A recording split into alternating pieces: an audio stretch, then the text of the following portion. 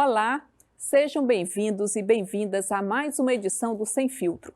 Aqui abrimos espaço para um debate de ideias com a participação de jornalistas convidados, sempre discutindo questões de impacto na sociedade e entrevistando personalidades de destaque que vão falar de economia, educação, diversidade, saúde, cultura, entre outros assuntos.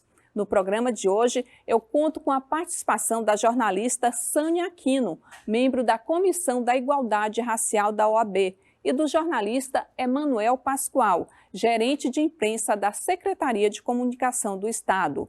Sejam todos muito bem-vindos e nós estamos conectados com você por meio das nossas mídias sociais, pelos endereços que aparecem aí na sua tela. O Brasil é o país com a maior população negra fora da África em números absolutos.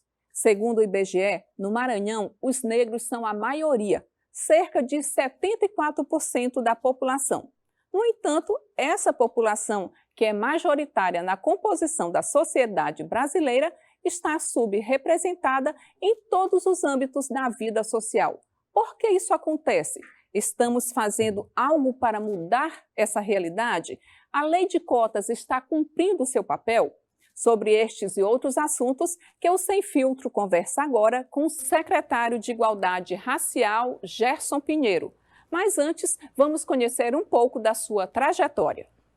Gerson Pinheiro de Souza é geógrafo com formação pela Universidade Federal do Maranhão e integrou a direção da Coordenação Estadual da UNEGRO, a União de Negros pela Igualdade. Foi presidente do PCdoB maranhense e membro da direção nacional do partido. Como militante do movimento estudantil, comunitário e sindical, participou da fundação do Sindicato dos Trabalhadores em Empresas Ferroviárias dos estados do Maranhão, Pará e Tocantins e integrou o Sindicato dos Metalúrgicos de São Luís. Gerson Pinheiro está como secretário de Igualdade Racial do Estado do Maranhão desde 2015. Muito bom. Secretário Gerson Pinheiro, seja muito bem-vindo ao Sem Filtro. Muito obrigada pela sua presença. Eu inicio pedindo para o senhor fazer uma análise geral do resultado de algumas pesquisas que acontecem, que são feitas aqui no Brasil e que tem um resultado, assim, no mínimo curioso. Quando as pessoas são perguntadas se acredita que o Brasil é um país racista, que existe racismo no Brasil, mais de 80% da população diz que sim, que crê que o Brasil é um país racista. E quando a mesma pesquisa pergunta se a pessoa é racista, os números caem para 30%, 35%, ou seja, apenas 35% reconhece que é racista. O que dizer dessa contradição? O que dizer desses números assim tão diferentes? Eliane, em primeiro lugar, eu quero agradecer o convite, né? Para nós é sempre importante, né, termos esse espaço para o diálogo. E uma questão como o racismo, né? Você coloca aí que o brasileiro, mesmo reconhecendo a existência do racismo, se diz não racista. Isso está muito ligado à nossa formação econômico-cultural. Nós tivemos origem na Casa Grande Senzala. E não é a Casa Grande Senzala de Gilberto Freire, aquela que diz que conviviam em harmonia senhores e escravos. Não, é a Casa Grande Senzala do conflito. É quando o econômico utiliza as diferenças, né, de cor de pele, as diferenças de gênero, as diferenças para poder explorar. E no Brasil isso é um pouco diferente, por exemplo, dos Estados Unidos, onde a pessoa faz questão, né, de deixar claro que ele é diferente, que ele te trata diferente porque ele se sente superior.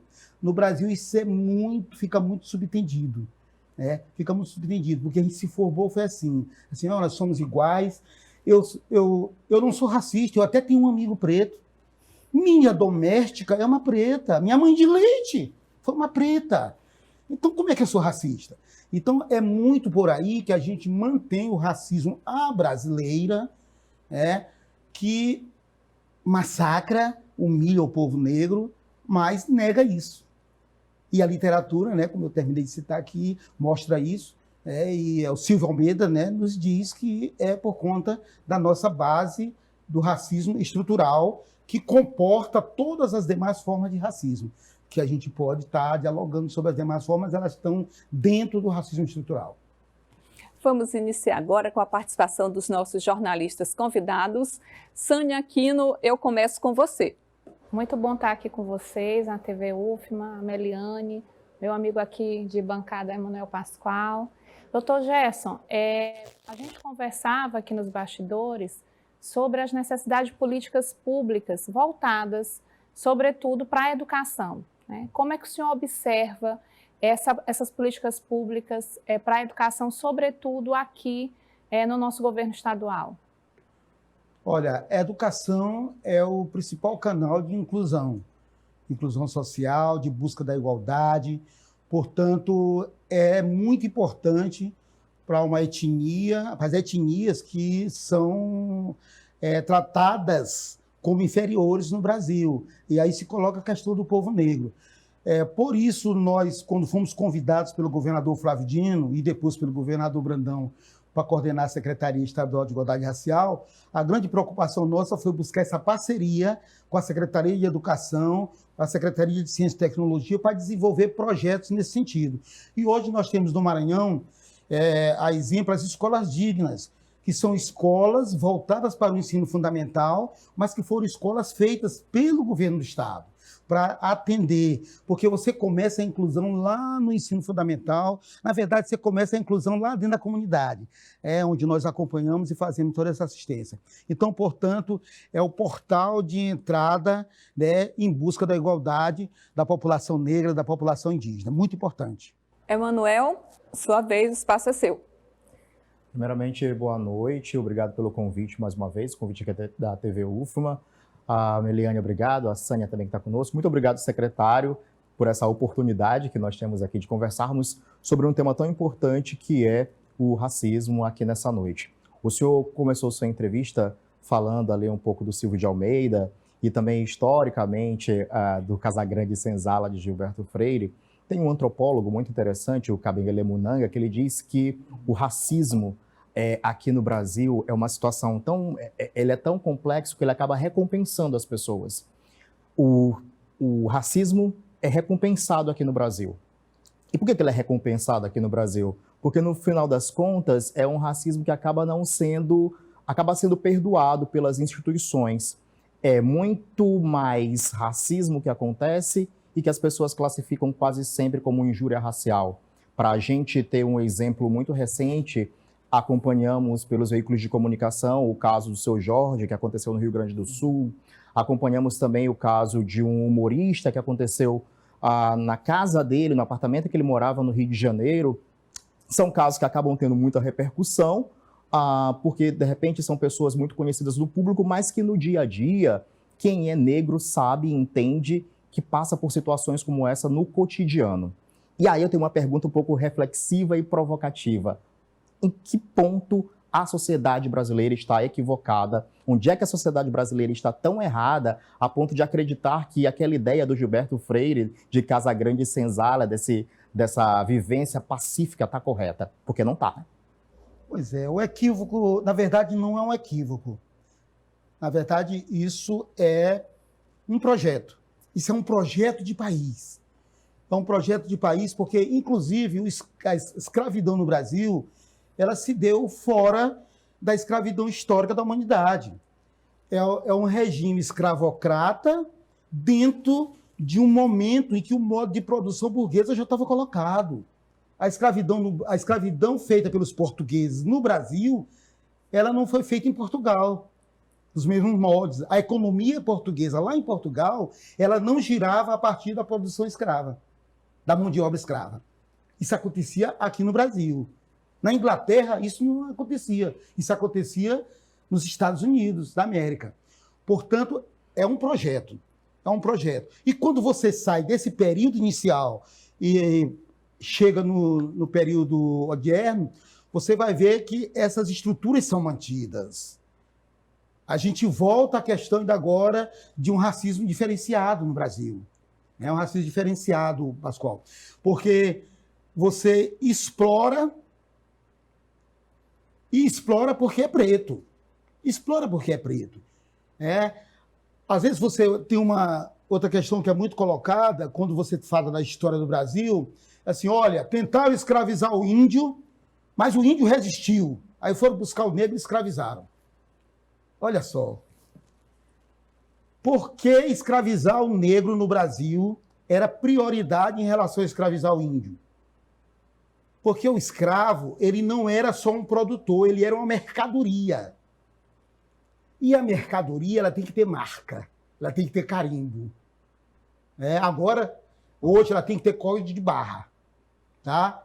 E o código de barra indígena não tinha proprietário, porque o indígena estava na casa dele, ele adentrava a floresta e você não sabia mais quem era ele. O negro não, ele trazia um código de barra, patrimônio de quem foi sequestrar ele na África e vendeu aqui. Então, facilitava. Tá? Então, é todo esse processo que faz com que a gente, concorde com Clóvis Moura, nesse sentido, de que é programado. O Brasil se preparou para funcionar, para sua estrutura funcionar a partir de uma sociedade que explora com base na etnia e raça. O nosso trabalho é eliminar isso. Daí que a gente entra com algumas ações, tipo lei de cotas, que são muito questionadas, mas que servem a isso. E outras mais, a educação, como falou a doutora Sanina agora aqui, que a gente vai tratando para ver se vai resolvendo essa questão, porque nós temos que resolver um dia. A busca da igualdade, ela tem que ser incessante, permanente e com a certeza de que nós vamos chegar ao momento em que a gente terá isso resolvido aqui no Brasil para poder ser uma nação.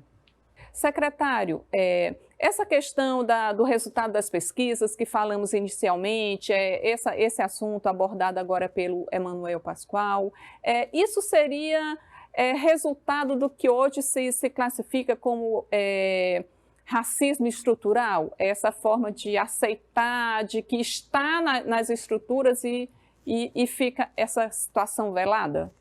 É resultado do racismo estrutural. Mas eu não sei se é uma forma de aceitar. Eu diria que é uma forma de impor. Porque o racismo, aí entra outro debate que é muito interessante a gente puxar por ele. Eu ouvi outro dia de um interlocutor, assim, sim, mas o negro também é racista. Então, para ser racismo, para tipificar o crime de racismo, é necessário que o opressor tenha os instrumentos apropriados para oprimir. Portanto, não existe racismo do negro para com o branco, porque o negro não domina a estrutura. Portanto, como você coloca, o racismo estrutural, se pode dizer que ele é o pai de todos os racismos. Dentro do racismo estrutural estão o racismo religioso e todos os demais. Sânia, você dá tempo de fazer mais uma pergunta nesse bloco? A gente observa movimentações no campo da política, no campo do judiciário, no campo de todas as organizações da sociedade civil, nesse intuito de combater o racismo, né? A gente até comemora pequenos gestos, né? Como, por exemplo, mês passado, aqui na Câmara Municipal de São Luís, a gente teve a instalação da primeira frente de promoção da igualdade étnico-racial do Nordeste, né? Das câmaras do Nordeste. Sim. E a gente observa, assim, parece que há, na verdade, um racismo institucional que ele faz com que toda a sociedade encontre uma fragilidade no sistema, porque você comemora pequenos gestos, quando, na verdade, o macro ainda sofre essa grande mazela. Eu queria que você comentasse um pouco sobre isso. Sânia, eu sou daqueles que acredito que tem que se comemorar pequenos gestos também, né? Você não pode se contentar com pequenos gestos. Pequenos gestos tem que ser um passo rumo a gestos mais consolidados, mais fortes, né? Você fala aí na questão de uma comissão criada na Câmara Municipal de São Luís. Ótimo. Só que nós temos que cobrar da Câmara Municipal de São Luís e de alguns outros municípios do Brasil. Por que não tem uma lei criando um órgão executivo, né, de defesa da igualdade racial em São Luís? A capital de um dos estados mais negros do país não tem Secretaria de Igualdade Racial? E o que essa Câmara está fazendo em relação a isso? Então, acho que tem que se cobrar, sim. É comemorar, mas cobrar. É como a gente trata quando a gente discute a comemoração do 13 de maio. Não tem que comemorar o 13 de maio. É polêmico, né? Até entrar numa questão dessa. Mas aconteceu alguma coisa no 13 de maio. Você tem que mudar quem é homenageado na comemoração. O 13 de maio tem que ser comemorado. Agora, o homenageado, a homenageada não é a princesa Isabel. Homenageadas são as mães negras que lutaram nos quilombos, que lutaram nos terreiros para manter a cultura e para exigir que o país deixasse de ser escravocrata. Essas têm que ser comemoradas. Então, na verdade, ao invés de me recolher no 13 de maio, eu comemoro os nossos ancestrais que fizeram toda essa luta. Então, a mesma coisa é isso, em relação às instituições. Nós estamos comemorando porque agora tem uma lei de cotas no Maranhão. É ou não é para comemorar? Se nas instituições do Estado do Maranhão estamos carentes de médicos negros, de advogados negros, de professores negros, de jornalistas negros, então na hora que a gente a gente consegue uma lei, né, que permite que se inicie a resolver isso, tem que ser comemorado. Agora não basta. Não basta, temos que avançar. Então eu vejo muito por aí, Sânia. Este bloco fica por aqui. A gente vai para um rápido intervalo. Não saia daí.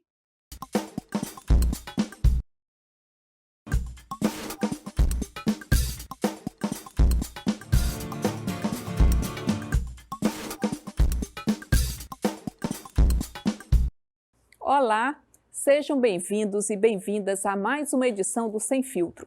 Aqui abrimos espaço para um debate de ideias com a participação de jornalistas convidados, sempre discutindo questões de impacto na sociedade e entrevistando personalidades de destaque que vão falar de economia, educação, diversidade, saúde, cultura, entre outros assuntos. No programa de hoje, eu conto com a participação da jornalista Sânia Aquino, membro da Comissão da Igualdade Racial da OAB, e do jornalista Emanuel Pascoal, gerente de imprensa da Secretaria de Comunicação do Estado. Sejam todos muito bem-vindos e nós estamos conectados com você por meio das nossas mídias sociais pelos endereços que aparecem aí na sua tela.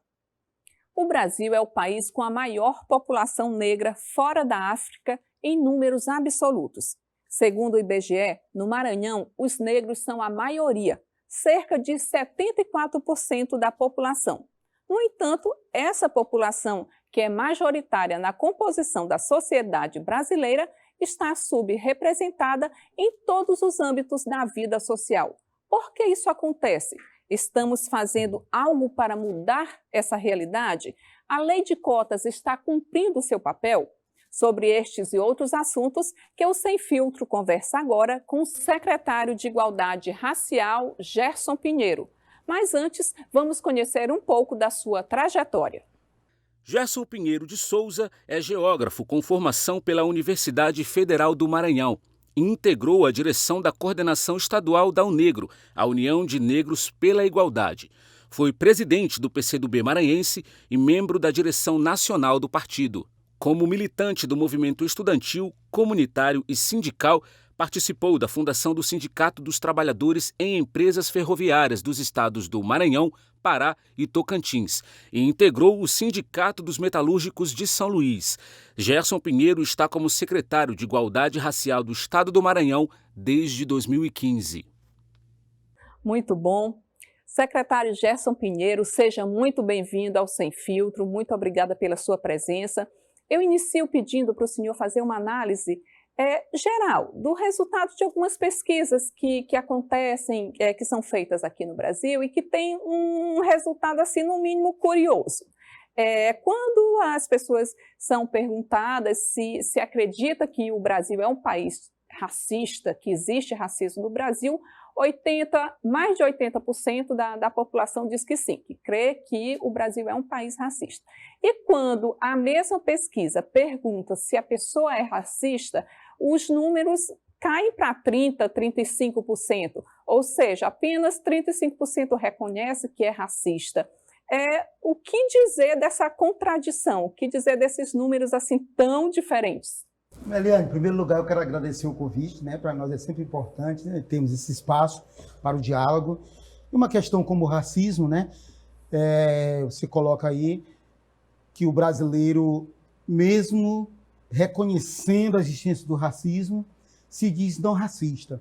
Isso está muito ligado à nossa formação econômico-cultural. Nós tivemos origem na Casa Grande Senzala. E não é a Casa Grande Senzala de Gilberto Freire, aquela que diz que conviviam em harmonia senhores e escravos. Não, é a Casa Grande Senzala do conflito. É quando o econômico utiliza as diferenças, né, de cor de pele, as diferenças de gênero, as diferenças para poder explorar. E no Brasil isso é um pouco diferente, por exemplo, dos Estados Unidos, onde a pessoa faz questão, né, de deixar claro que ele é diferente, que ele te trata diferente porque ele se sente superior. No Brasil isso fica muito subtendido. Fica muito subtendido, porque a gente se formou, foi assim, nós somos iguais, eu não sou racista, eu até tenho um amigo preto, minha doméstica é uma preta, minha mãe de leite foi uma preta, então como é que eu sou racista? Então é muito por aí que a gente mantém o racismo à brasileira, que massacra, humilha o povo negro, mas nega isso. E a literatura, né, como eu terminei de citar aqui, mostra isso. E o Silvio Almeida, né, nos diz que é por conta da nossa base do racismo estrutural, que comporta todas as demais formas de racismo, que a gente pode estar dialogando sobre as demais formas, elas estão dentro do racismo estrutural. Vamos iniciar agora com a participação dos nossos jornalistas convidados. Sânia Aquino, eu começo com você. Muito bom estar aqui com vocês, na TV UFMA, a Meliane, meu amigo aqui de bancada, Emanuel Pascoal.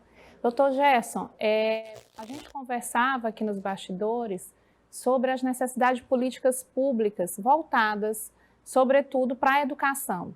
Como é que o senhor observa essas políticas públicas para a educação, sobretudo aqui no nosso governo estadual? Olha, a educação é o principal canal de inclusão social, de busca da igualdade. Portanto, é muito importante para uma etnia, para as etnias que são tratadas como inferiores no Brasil. E aí se coloca a questão do povo negro. Por isso, nós, quando fomos convidados pelo governador Flávio Dino e depois pelo governador Brandão para coordenar a Secretaria Estadual de Igualdade Racial, a grande preocupação nossa foi buscar essa parceria com a Secretaria de Educação, a Secretaria de Ciência e Tecnologia, para desenvolver projetos nesse sentido. E hoje nós temos no Maranhão, a exemplo, as escolas dignas, que são escolas voltadas para o ensino fundamental, mas que foram escolas feitas pelo governo do Estado, para atender, porque você começa a inclusão lá no ensino fundamental, na verdade você começa a inclusão lá dentro da comunidade, onde nós acompanhamos e fazemos toda essa assistência. Então, portanto, é o portal de entrada, né, em busca da igualdade da população negra, da população indígena, muito importante. Emanuel, sua vez, o espaço é seu. Primeiramente, boa noite, obrigado pelo convite mais uma vez, convite aqui da TV UFMA. A Meliane, obrigado, a Sânia também que está conosco. Muito obrigado, secretário, por essa oportunidade que nós temos aqui de conversarmos sobre um tema tão importante que é o racismo aqui nessa noite. O senhor começou sua entrevista falando ali um pouco do Silvio de Almeida e também historicamente do Casagrande Senzala de Gilberto Freire. Tem um antropólogo muito interessante, o Kabengele Munanga, que ele diz que o racismo aqui no Brasil é uma situação ele é tão complexo que ele acaba recompensando as pessoas. O racismo é recompensado aqui no Brasil. E por que ele é recompensado aqui no Brasil? Porque no final das contas é um racismo que acaba sendo perdoado pelas instituições. É muito mais racismo que acontece e que as pessoas classificam quase sempre como injúria racial. Para a gente ter um exemplo muito recente, acompanhamos pelos veículos de comunicação o caso do Seu Jorge, que aconteceu no Rio Grande do Sul. Acompanhamos também o caso de um humorista que aconteceu na casa dele, no apartamento que ele morava no Rio de Janeiro. São casos que acabam tendo muita repercussão, porque, de repente, são pessoas muito conhecidas do público, mas que no dia a dia, quem é negro sabe e entende que passa por situações como essa no cotidiano. E aí eu tenho uma pergunta um pouco reflexiva e provocativa. Em que ponto a sociedade brasileira está equivocada? Onde é que a sociedade brasileira está tão errada a ponto de acreditar que aquela ideia do Gilberto Freire, de Casa Grande e Senzala, dessa vivência pacífica, está correta? Porque não está, né? Pois é, o equívoco, na verdade, não é um equívoco. Na verdade, isso é um projeto. Isso é um projeto de país. É um projeto de país porque, inclusive, a escravidão no Brasil, ela se deu fora da escravidão histórica da humanidade. É um regime escravocrata dentro de um momento em que o modo de produção burguesa já estava colocado.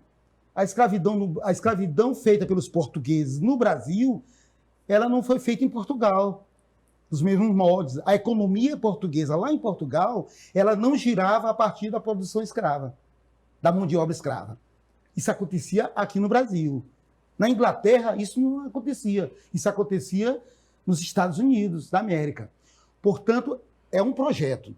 É um projeto. E quando você sai desse período inicial e chega no período odierno, você vai ver que essas estruturas são mantidas. A gente volta à questão ainda agora de um racismo diferenciado no Brasil. É um racismo diferenciado, Pascoal, porque você explora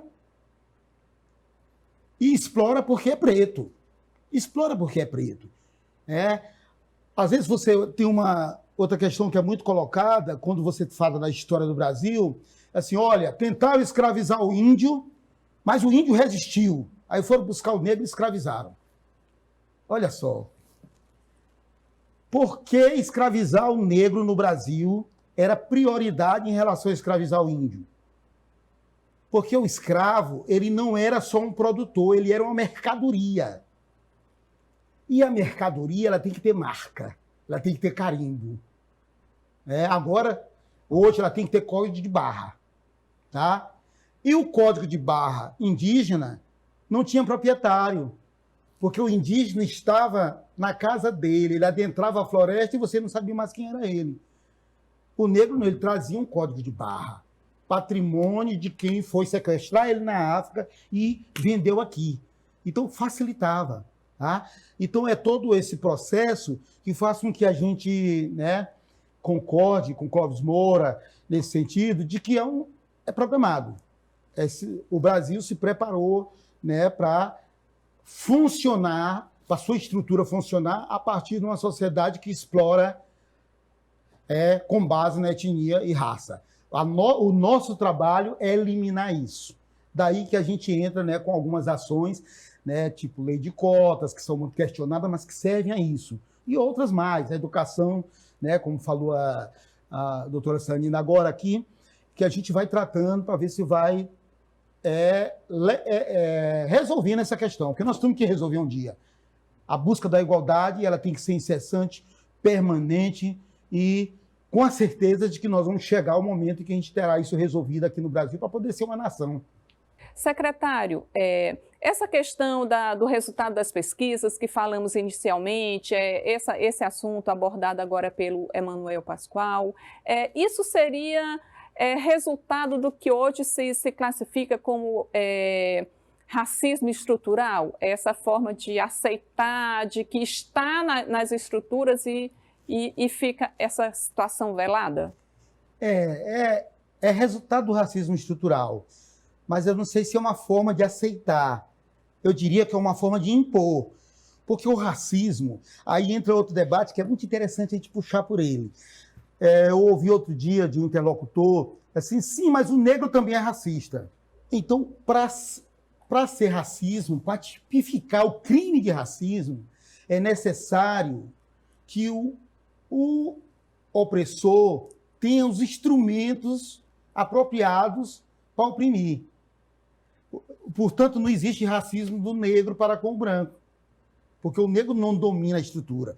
Portanto, como você coloca, o racismo estrutural, se pode dizer que ele é o pai de todos os racismos.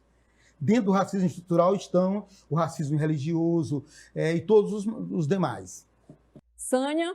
Você dá tempo de fazer mais uma pergunta nesse bloco? A gente observa movimentações no campo da política, no campo do judiciário, no campo de todas as organizações da sociedade civil, nesse intuito de combater o racismo, né? A gente até comemora pequenos gestos, né? Como, por exemplo, mês passado, aqui na Câmara Municipal de São Luís, a gente teve a instalação da primeira frente de promoção da igualdade étnico-racial do Nordeste, né? Das câmaras do Nordeste. Sim. E a gente observa, assim, parece que há, na verdade, um racismo institucional que ele faz com que toda a sociedade encontre uma fragilidade no sistema, porque você comemora pequenos gestos, quando, na verdade, o macro ainda sofre essa grande mazela. Eu queria que você comentasse um pouco sobre isso. Sânia, eu sou daqueles que acredito que tem que se comemorar pequenos gestos também, né? Você não pode se contentar com pequenos gestos. Pequenos gestos tem que ser um passo rumo a gestos mais consolidados, mais fortes, né? Você fala aí na questão de uma comissão criada na Câmara Municipal de São Luís. Ótimo. Só que nós temos que cobrar da Câmara Municipal de São Luís e de alguns outros municípios do Brasil. Por que não tem uma lei criando um órgão executivo, né, de defesa da igualdade racial em São Luís, a capital de um dos estados mais negros do país, não tem Secretaria de Igualdade Racial? E o que essa Câmara está fazendo em relação a isso? Então, acho que tem que se cobrar sim, comemorar, mas cobrar. É como a gente trata quando a gente discute a comemoração do 13 de maio. Não tem que comemorar o 13 de maio? É polêmico, né? Até entrar numa questão dessa. Mas aconteceu alguma coisa no 13 de maio. Você tem que mudar quem é homenageado na comemoração. O 13 de maio tem que ser comemorado. Agora, o homenageado, a homenageada não é a Princesa Isabel. Homenageadas são as mães negras que lutaram nos quilombos, que lutaram nos terreiros para manter a cultura e para exigir que o país deixasse de ser escravocrata. Essas têm que ser comemoradas. Então, na verdade, ao invés de me recolher no 13 de maio, eu comemoro os nossos ancestrais que fizeram toda essa luta. Então, a mesma coisa é isso, em relação às instituições. Nós estamos comemorando porque agora tem uma lei de cotas no Maranhão. É ou não é para comemorar? Se nas instituições do Estado do Maranhão estamos carentes de médicos negros, de advogados negros, de professores negros, de jornalistas negros, então, na hora que a gente a gente consegue uma lei, né, que permite que se inicie a resolver isso, tem que ser comemorado. Agora, não basta. Não basta, temos que avançar. Então, eu vejo muito por aí, Sânia. Este bloco fica por aqui. A gente vai para um rápido intervalo. Não saia daí.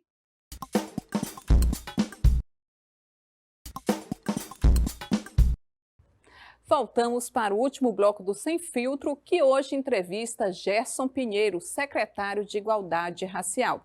Lembrando que este programa está também disponível no nosso canal de YouTube e nas nossas mídias sociais. Secretário, com o avanço da internet, uma coisa que muito se percebe são crimes de racismo que são registrados no mundo digital. Nessas situações, como é que é feita a denúncia, como é feita a investigação? Isso torna mais difícil, esse ambiente digital torna mais difícil combater, punir essas situações? É um ambiente novo, né? Nós não estamos acostumados com o ambiente digital, principalmente a população negra do Brasil. Quem comete o crime, às vezes sim, já tem muita intimidade com o mundo digital. Mas a vítima do crime não tem. Às vezes ele nem percebe que sofreu, né, um crime de racismo. Mas à medida que você faz a denúncia, e tem que ser feita sempre, o Estado já tem instrumento suficiente para apurar, encontrar o culpado e punir. Não dá mais para o Estado dizer que é difícil encontrar quem cometeu o crime. Porque essas estruturas que existem montadas, muitas delas são, aliás, quase a totalidade são da iniciativa privada, né, de grandes trustes internacionais da comunicação. Mas o Estado tem equipamento suficiente para punir. Agora, da parte de quem sofre o racismo, às vezes a pessoa não nota isso. a gente cai de novo naquela questão do racismo abafado, racismo brasileiro que fica ali escondido e tal. E nada, isso foi só uma brincadeirinha na internet. Não leve isso em conta, mas tem que levar em conta. Tem que levar em conta, porque dói. Dói.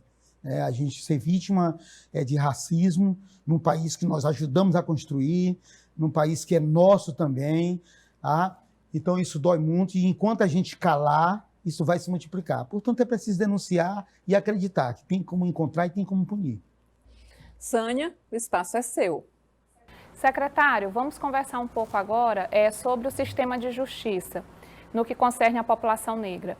A gente observa, por exemplo, que no que concerne à violência contra a mulher, o Estado do Maranhão ele já tem uma rede de proteção à mulher que conta aí com o judiciário, a promotoria especializada e as polícias civil e militar.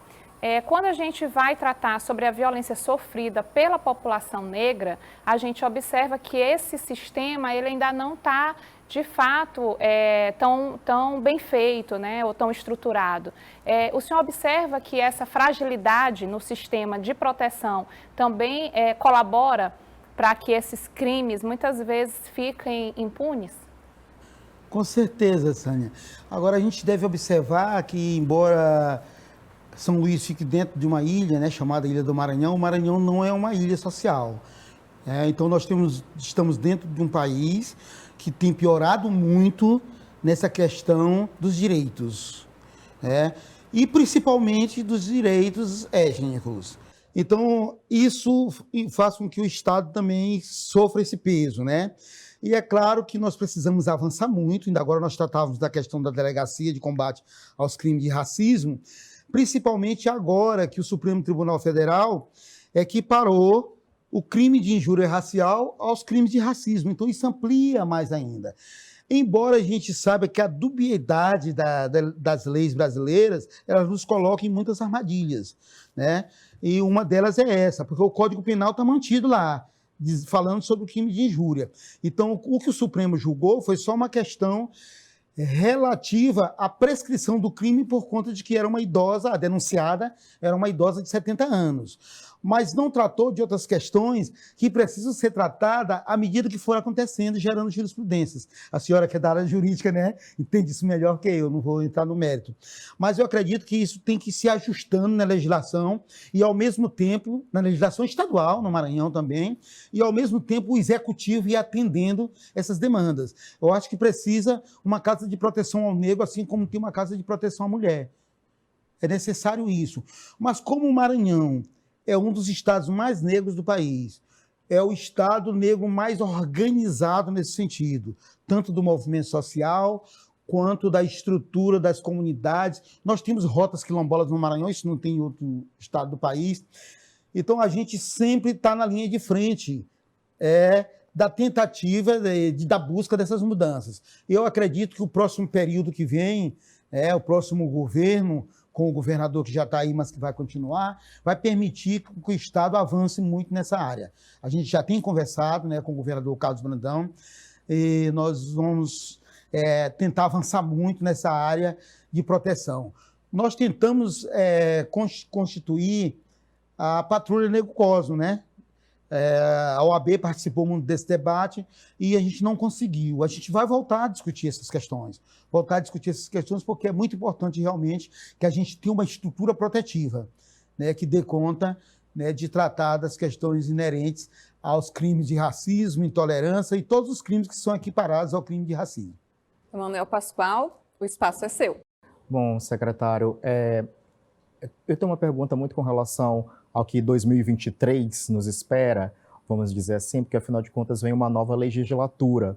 No Congresso Nacional, menos de um quarto, né, acho que dos parlamentares eleitos de todos os estados da federação, lá para Brasília, são negros, é uma população preta de deputados federais, né? E esse número ele acaba sendo naquele universo de 513 deputados federais, somando com os outros senadores, acaba sendo um universo pequeno.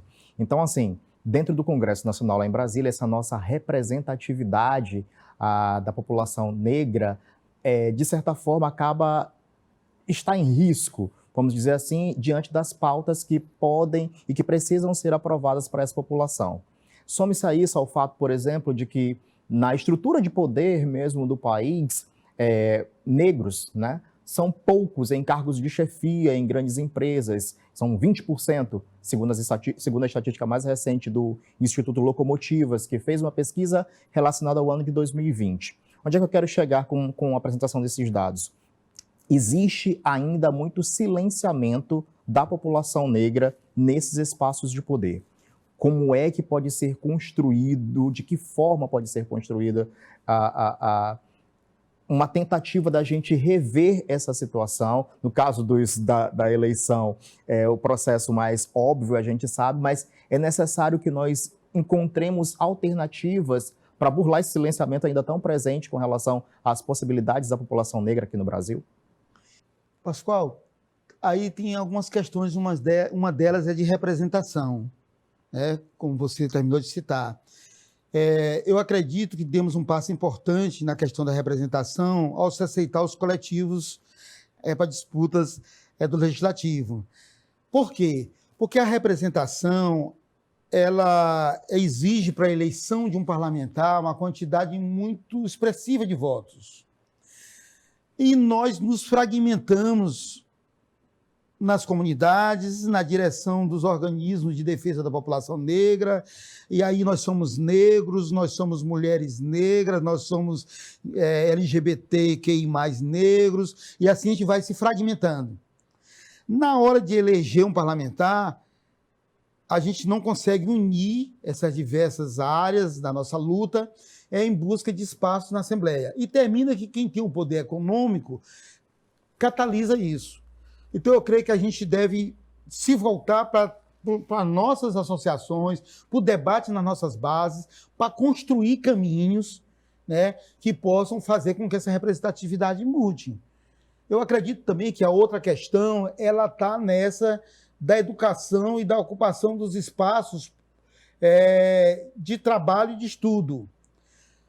Porque é difícil você chegar ao parlamento sem uma formação acadêmica.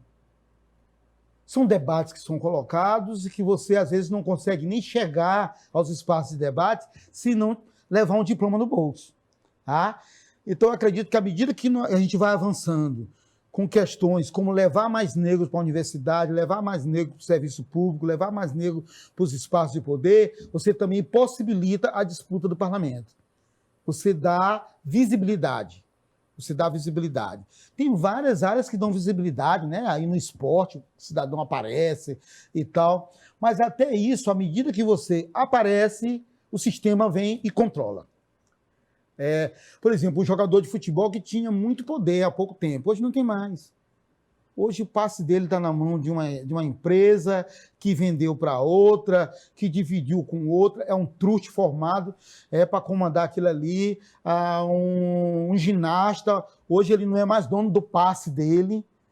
Entendeu? Então a gente continua sendo vendido no mercado e quem nos compra no mercado é que tem um poder de representação.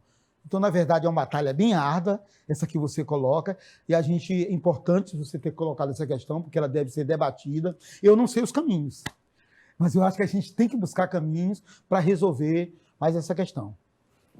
Sânia, nós temos tempo para uma última pergunta. Então, eu vou aproveitar e vamos continuar falando desse tema.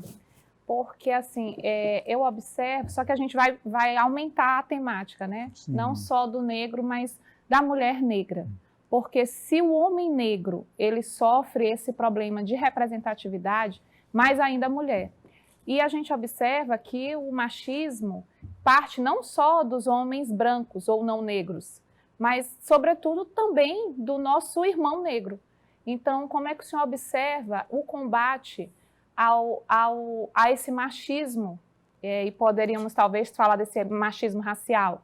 Como é que o senhor observa, como é que o senhor acha que caminhos que a gente pode tomar para evitar esse tipo de situação?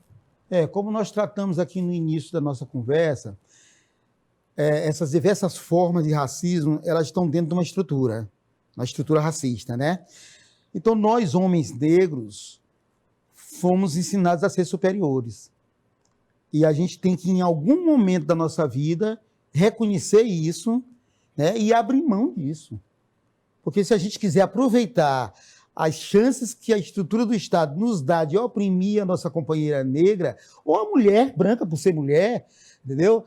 Então isso vai avançar. Então eu acho que nós que estamos na militância do movimento negro, nós que homens que estamos na militância do movimento negro, devemos, a partir do nosso lugar de fala, como falam alguns companheiros, respeitar o espaço da mulher e mostrar isso, deixar isso claro, onde a gente está trabalhando. Nossa equipe, ela tem que ter mulheres, e não tem que ser só 30%. Eu primo muito por isso. Acho que para quem conhece aqui a equipe que eu dirijo na secretaria, sabe disso, eu vim de uma reunião há pouco, que eu reuni com o comando da secretaria, e eu até brinquei, eu olhei assim, disse, opa, 4 homens e 16 mulheres. Entendeu? Mas é necessário isso, é necessário fazer essa ação. É necessário fazer essa ação, porque enquanto a gente não abrir mão desse poder, entre aspas, que nos dá a estrutura social, nós não vamos resolver. Então eu acho que nós que militamos em uma das causas sociais, dos direitos humanos, a gente deve estar preocupado não só com a causa da nossa militância. Eu não devo fazer só a defesa da questão étnico-racial. É obrigação minha também, né, cortar na carne e fazer a defesa também das outras questões sociais que são colocadas. Então, acho que a gente, debatendo isso com os companheiros homens que fazem a militância, a gente vai conseguir ter avanços nesse sentido.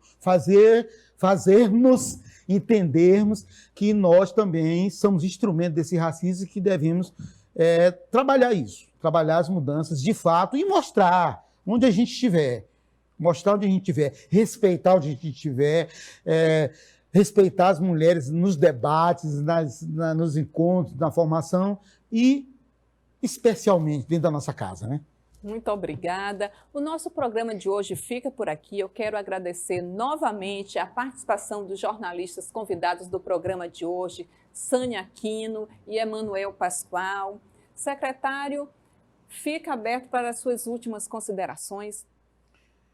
Eu gostaria de agradecer muito, né, aos jornalistas, a Sâmia, ao Emanuel. Gostaria de agradecer a você, a Meliane, né, por ter nos convidado para vir aqui. E agradecer à Universidade Federal do Maranhão, à TV Universitária. E agradecimento todo especial àqueles que estão nos acompanhando aqui, que estão e que vão nos assistir depois, né, na mídia. Dizer que nós estamos à disposição. É dever nosso, enquanto servidor público, mas é dever nosso também, enquanto cidadão, dar explicação daquilo que nós fazemos e contribuir com esse debate. E ouvir, né? Nós estamos muito para ouvir. A Secretaria de Estado da Igualdade Racial está aberta. Está aberta para receber não só as lideranças, mas todos aqueles que se relacionam à causa vão bater a porta da Secretaria e vão ser recebidos. Isso é uma certeza. Portanto, estamos à disposição e, mais uma vez, agradecendo muito o espaço e a oportunidade. Secretário, nós que agradecemos a sua presença. Mais uma vez, meus agradecimentos aos nossos colegas jornalistas. O Sem Filtro fica por aqui. Nós voltamos na próxima semana. Até lá!